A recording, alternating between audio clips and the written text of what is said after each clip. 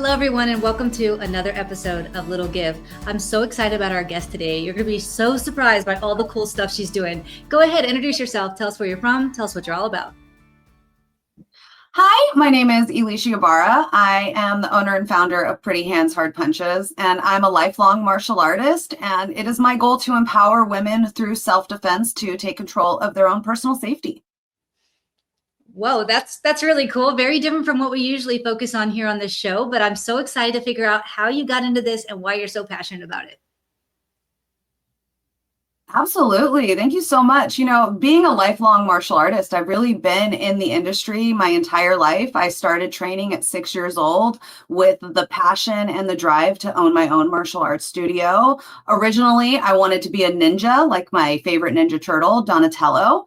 And then it kind of drifted from there and morphed into being a martial arts instructor. And now I am still instructing, but my focus mainly is on helping keep women safe.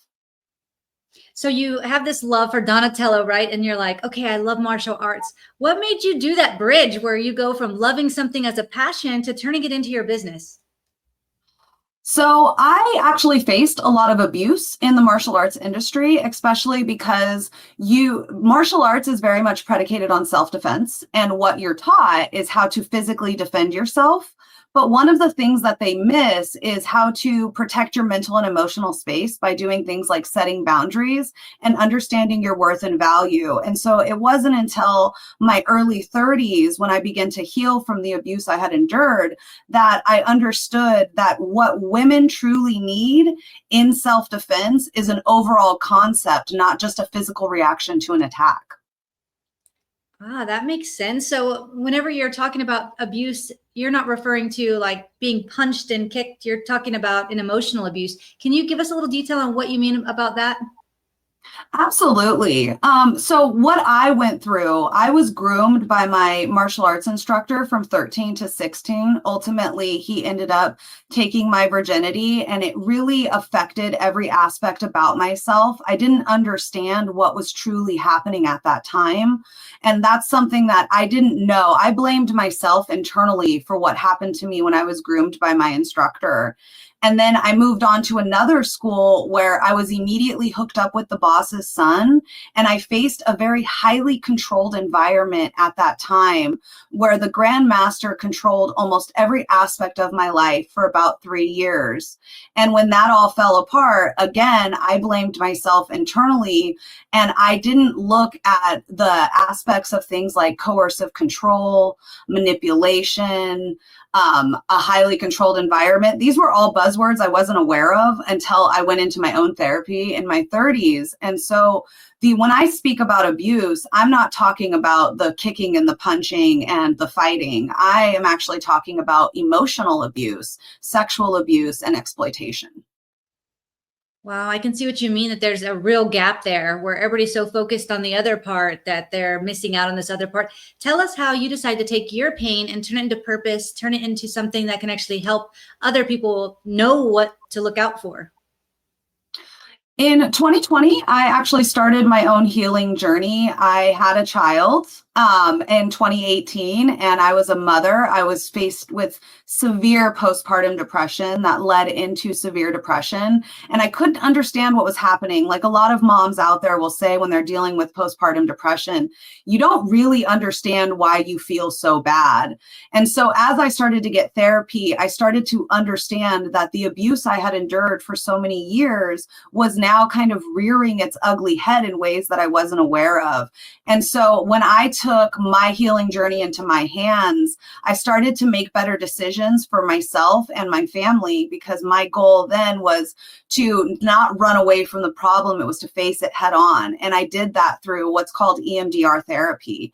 And I have an incredible therapist that has helped me. And one of the big things that I did was I began to set boundaries in my life. And that was how I started to realize that what women really need is not how to learn some super cool ninja tricks to fight back. What they need is to know their worth and their value, learn how to set boundaries so they can recognize the red flags that I wasn't aware of at the time. And that's kind of how the road led to let me me develop this women's self-defense program, trauma-informed, female-led, for women by women. I could not love it more. Congratulations on your little one. But I couldn't love the fact more that, you talked about how you had therapy. And I think it's really important for people to understand is we don't have to do it alone. We're humans. We're not meant to do this life alone. And sometimes we need help. So it's okay to go and reach out for that help. And then once you got yourself into a place where you were ready, then now look at all the people you're helping now. Talk to us a bit about how you developed your business plan, how all of a sudden you sparked this idea that you were going to do this and fill this gap. Tell us about the first bridge you first built to get to where you are today. Absolutely. Thank you so much for asking. As a matter of fact, the way that Pretty Hands came to be was I got a little bit obsessed with cult shows like The Vow and The Aftermath. Sarah Edmondson is a huge inspiration of mine because she left her cult and developed her own podcast and helps millions of people. And when I was watching these shows, I was like, why am I identifying with these victims? And I couldn't understand it. And so as I began to heal, and this all kind of happened in around 2021 or so, as I began to heal and I began to go to therapy, I began to realize that the reason that I was identifying with all of these victims, especially the R. Kelly victims, because, they were young women who were taken advantage of by their mentor, by someone they looked up to. And I absolutely understood what that felt like to be a young woman looking up to somebody in such a powerful position and then to have that used against me. And so when I first thought about my women's self-defense class, I was really just thinking of a way to help all of these victims. Like, how do I help them? I can teach them how to, go up and if somebody attacks them, to hit them in the throat. And that was kind of my original site, right? So if you look at my website, you can see that I do have things like safety tips and safety worksheets that you can work through to understand. And one of the reasons I do that is because as women, the way we defend ourselves is through knowledge. It's not necessarily through learning the ins and outs of how to throw a punch and how to kick high. It's more about understanding who we are and what we want out of life. And that was what I realized in all of those years ago, was that as women, what we truly need is to know our worth and value, to set boundaries. We don't necessarily need to know how to do a super high, side kick or spinning jump kicks. Hi. My name is Justin Clark, and I'm the president of the board of directors for Driving Single Parents, a 501c3 nonprofit serving the citizens of San Antonio and Bexar County, Texas. I'm here today to tell you a little bit about the great work that our organization is doing for the citizens of San Antonio. What you're about to see is just a few photos and videos of the way that we're changing lives for single parents in and around San Antonio, Texas. Our first giveaway took place in April of 2017, just one short month after the formation of our organization. John, a Bexar County resident, was the victim of a horrible drunk driver incident. He and his daughter survived the crash, and we were so proud to give our first car to this deserving family. Fast forward to 2020, a very difficult year for nonprofits. We were able to secure 4 vehicles for single parents in need. Our organization, including our board of directors, list of partners, and portfolio of people we've been able to help in San Antonio, continues to grow, and it's all thanks to donors and local community organizations that have helped us along the way. This giveaway took place in 2021 and shows that we continue to help single parents even after the struggles brought about by COVID-19. Because of limited funds and the overwhelming need, we at Driving Single Parents are incredibly selective with the people we help. Some are victims of domestic violence. Others had a spouse pass away tragically, or otherwise fell on hard times. These single parents show adversity in the face of challenge and aren't looking for a handout. We offer a hand up and help get them back in the driver's seat. Many of the single parents we help go on to graduate college, get promotions, get married, mentor others, and some have even been so touched by the gift we gave them that they have decided to join our board of directors to pay it forward and ensure the continued growth of our organization. If you would like to help our organization continue to grow and continue to help single parents in need in San Antonio, Texas, and Bexar County, Texas, we would really appreciate your support. Please visit us online at www.drivingsingleparents.org. Thank you. I'm so glad that you shared that, because you're so right. You're so right. And it is, these predators, they know what to look for. And so empowering women and young girls to really understand that, what their worth is, and to understand the warning signs and all the things that you just said is so important. Tell us how it is that you built out your programs and what your favorite part is of your business. So when I built out my program originally, I worked with multiple black belts and masters across various forms of martial arts, including Taekwondo, Hapkido, and Jiu-Jitsu. I myself am a master in Taekwondo, and I also have a black belt in Hapkido, but I needed more than that. I needed help in terms of understanding what is the easiest, most simple way that a woman can learn how to defend herself, even if she's never thrown a punch. And ironically, the majority of women have never thrown an actual punch. They've never been in a physical fight. So when I started, it was all physical. And then I found the National Women's Martial Arts Federation, and they teach what is called the empowerment self-defense model, which does have physical aspects to it. But it also goes back to things like situational awareness, your language, tone, and posture, how to escape danger. And that was where I really learned the other aspect of self-defense, which is the protecting your mental and emotional space aspect of self-defense, not just the physical. And it was really that community of women who taught me how to teach in a way that most women will understand, which is everything starts with boundaries. Because when you set a boundary, you know when somebody's pushing the boundary. And as women in our society, we're often taught not to set boundaries in favor of being polite and making those around us comfortable, even if it's dangerous or uncomfortable for us. I think that's incredible. Maybe there's somebody watching right now who says, oh my goodness, either myself or my young child needs this. What would be like your number one tip for somebody who is just barely hearing about this for the first time? My number one tip would be to start to look up boundaries in general. You can look on my website. You can Google it. How do I set boundaries? I mean, you can even use ChatGPT to help you and really understand what boundaries are. Often what we are taught, especially as young women, is that boundaries are physical, when somebody physically invades your space.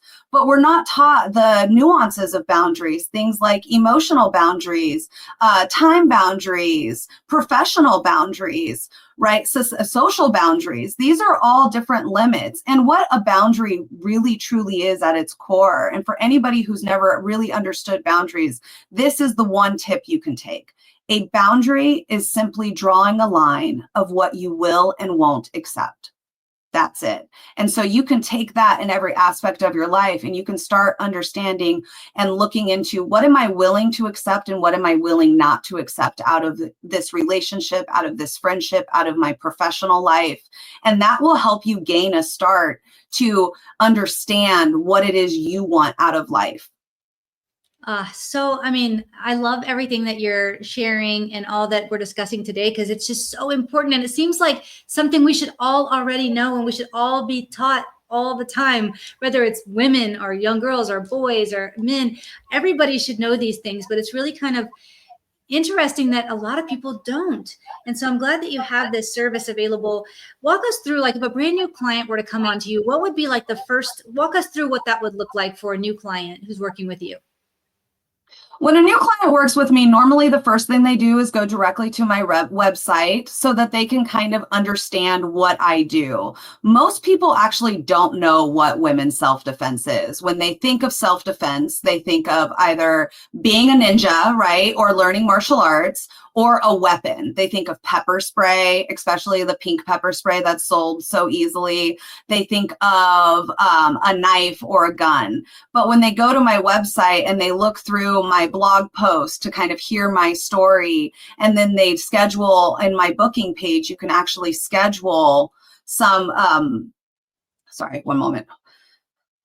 On my booking page, you can actually schedule one of my available classes that is available at local gyms or around you. And I also teach private groups. So from that page, a new client can see what I offer and when something near them is available. That's incredible. And so you do in person, do you do any virtual at all? I'm currently working on an online course, but it's not quite ready yet. I'm still working on a little bit of the video part, but it will be available here in the next month or so. So not quite there, but it's in the works. So if somebody were to want to find out more about that, it'll be available on the website here in, a little while shortly. Yeah, probably by the end of September is when I have it set to launch. So at the end of September, you can go onto my website and you will be able to see the online course. It's Ways to Self-Defense in 21 Days. So it's very easy to learn. You can follow along. You can work it at your own pace. It's all things that I teach in my course and in my class that you can learn at home at your own pace in a comfortable setting. That's amazing. So tell us a story of a client that you've had in the past. Of course, no names, but give us an example of a success story that you've had that made you feel like, oh my goodness, I'm so glad I did this and I'm in the right place with this business. Absolutely. I actually have quite a few. One of the first women's self-defense classes I did a lot for young women in college. And what people don't understand about being in college is that you are at a much higher rate and likelihood of being attacked. And when they teach these types of self-defense classes in college, they're really protecting the college. They're not necessarily protecting the student. So when these young women did my class, the first thing that I taught them how to do was how to set boundaries with their peers, with their spouse or their boyfriend or girlfriend at the time, and with themselves. And I've actually had quite a few women come back to me, especially in that college age, and say, I was thinking about dating this guy and I decided not to because he showed some of the red flags you talked about in your class. And a couple of those red flags look like things like controlling behavior, gaslighting, manipulation.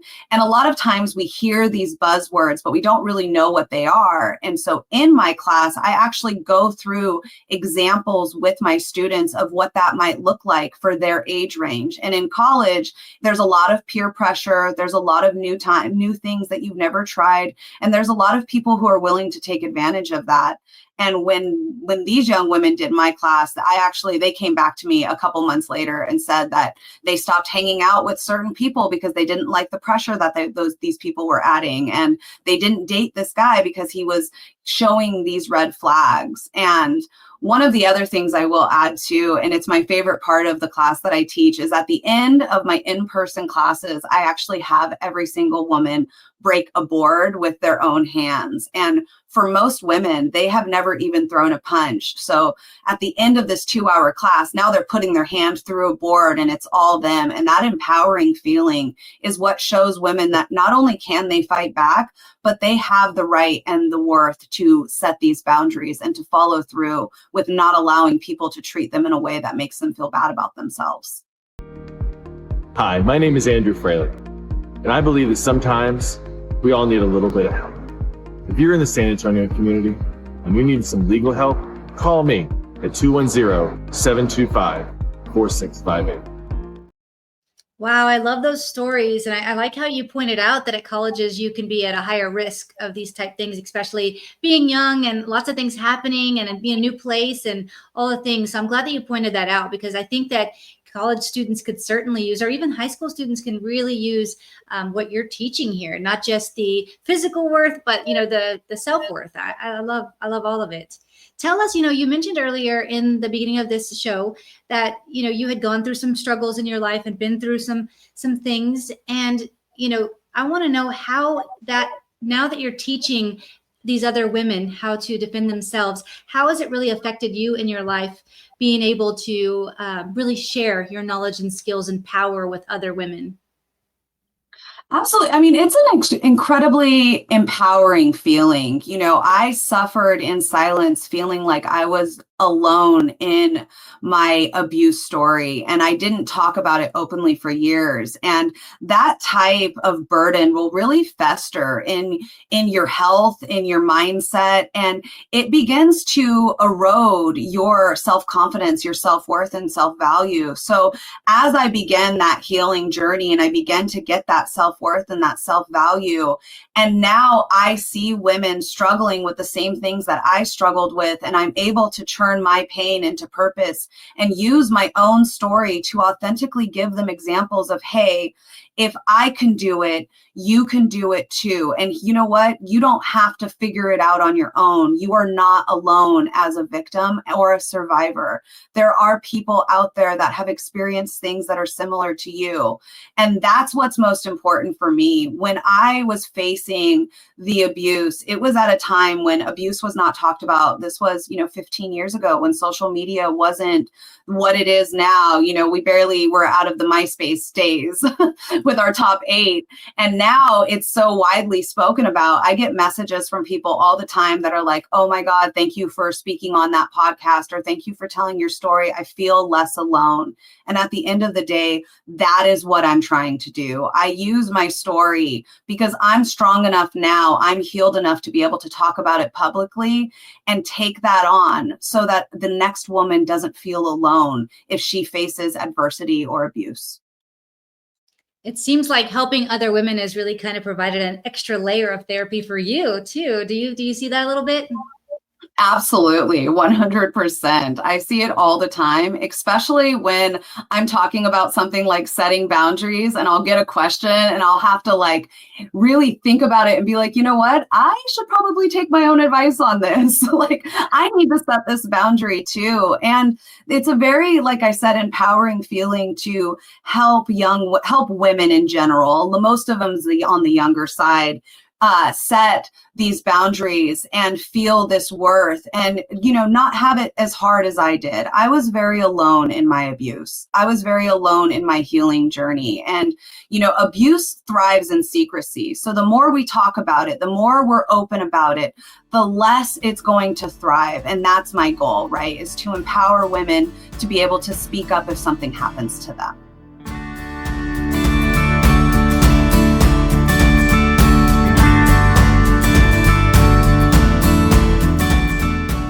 The name of this show is Little Give, but you've done so many big gives. It's kind of hard to have you on Little Give, right? But I want you to go ahead and give the audience an example of a little thing that they can do in their community that might just be a little give on their end, but might make a big impact on the other side. Something that the audience can do in their community is take a moment and really understand what boundaries are. And when somebody sets a boundary with you, respect it. And that's, it's really hard to do. Sometimes it's very inconvenient. Sometimes it's harder on you. But if you really want to help your community, if somebody asks you, please don't say that to me, please don't talk to me that way, I don't like that. Take a moment and reflect on the why, and then respect it. And that is what helps build each other up. Instead of questioning what happened to you or why have you changed, understand that, the people in your community, the people in your circle, and the people in your life, they are all trying to live the best life that they can. And by simply respecting the boundaries that somebody sets, you can be empowering them to have a better life and thrive in what they're trying to do. That is definitely not a little give that's ever been featured, but I could not love it more. Can you give the audience an example of a time in your life where somebody did something little for you that might have just been a little give on their end, but really made an impact on you and in your life?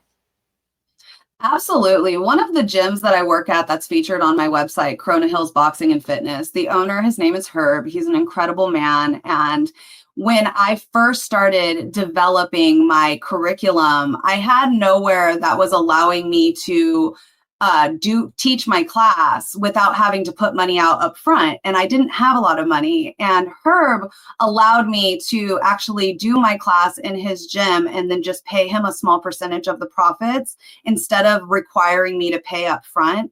And that little give, that little bit of grace allowed me to not just build my curriculum and my class, but also it allowed me to fail a little bit in some of the ways that maybe I wasn't advertising well enough, or I was able to reflect each class and build it up that way. And I cannot be more thankful for him for giving me that grace and that time, because now I have a great class, I have a thriving class, and I know exactly what to do. And I'm not going into debt over and over again trying to make these classes work. So that's probably the best one I can think of off the top of my head. That's a wonderful example. Thank you, Herb. That's wonderful. Did you get a chance to tell him what a big impact he made? Yes, as a matter of fact, I had a class at his gym last night, and I was telling him that, him allowing me this time to really stumble and fall has impacted my business in so many different ways. And that's one of the reasons I will always be loyal to that gym, and I will always be loyal to him, is because at a time when I truly needed support, he was there to support me. And I appreciate that in every way. And I tell him all the time. Yeah, that's wonderful. The truth is we never know whenever our little gives make a big impact. We never know what it is that we're doing that's going to hit somebody right when they need it in the right way. So we just got to keep doing those little gives for people every day. And again, we never know what the impact or ripple effect is going to be. So thank you for sharing that story. What about nonprofits? Are there any nonprofits you're excited about? Absolutely. The one that I support the most and that I'm actively involved in is the National Women's Martial Arts Federation. They are the ones who developed the empowerment self-defense model that I teach in my course, and so many other women teach in their own course. That website is nwmaf.org. Again, that's nwmaf.org if anybody is interested in checking them out. These are all women martial artists who have come together because there was a lack of self-defense for women over 50 years ago. And these women came together and actually built their own model, the empowerment self-defense model, that is specifically designed for women. It's specifically designed for women from female martial artists. So all of these are all different styles of martial arts that have come together to help women learn how to defend themselves. Wow, another nonprofit I've never heard of before. That's one of the things I love about this show is I come across nonprofits I never heard of before. What a cool nonprofit. How did you first hear about them? I actually, when I first started the women's self-defense, I was like, there's got to be something out here for women. And I couldn't find anything. And I ended up finding an ESPN article from years ago about women's self-defense specifically. And they said the empowerment self-defense model. And the writer, the author of the article, her name was Rachel Piazza, I believe. She runs Feminist Self-Defense. And so I messaged her and I was like, I love this article. I'm trying to open my own women's self-defense. Do you have any idea of where I can go? And she sent me to the National Women's Martial Arts Federation, and where I met the membership coordinator. I got very involved, and I love what they're trying to do, which is empower women through self-defense. And that aligns with my goals right there. They're the ones who helped me get there. So that's how my journey happened to finding the National Women's Martial Arts Federation. And then here you are paying it back forward to them because they helped you in the beginning. And here you are on Little Give showcasing their nonprofit. It's awesome whenever things become a full circle like that. And the ripple effect of kindness just continues and continues. So thank you for sharing everything that you've shared today. Can you tell the audience where they can find you, get to know more, maybe find your website, all the things? Absolutely. So my website is www.prettyhandshardpunches.com. And that is spelled exactly how it sounds. Pretty hands, plural, hard punches. PrettyHandshardpunches.com. And then you can find me across all social medias at Pretty Hands Hard Punches. So luckily I have the same handle across all my social medias, and that's spelled exactly how it sounds too. Amazing. Thank you so much. Well, everybody out there who's listening, she told you all the ways to get in touch with her, find out more, get involved with everything that she's working on. If that nonprofit really spoke to you, go to their website, find out more. And if you can, go make a donation. $1 or $5 multiplied by the many people we have watching this episode today can make a huge difference to nonprofits. So thank you so much for being on today. I'm so grateful. And for everybody out there who's watching, we'll see you all next week. If you enjoyed this episode of Little Give, head on over to our website at littlegive.com. You'll be able to find all the information about previous episodes and past guests that we've had on. If you or someone you know would like to be a guest on Little Give, all the information is also on the website. And if you have a nonprofit that you love and would like to recommend be on the show, all of that information is also on the website. We really appreciate you watching today, and we can't wait to see you again next week.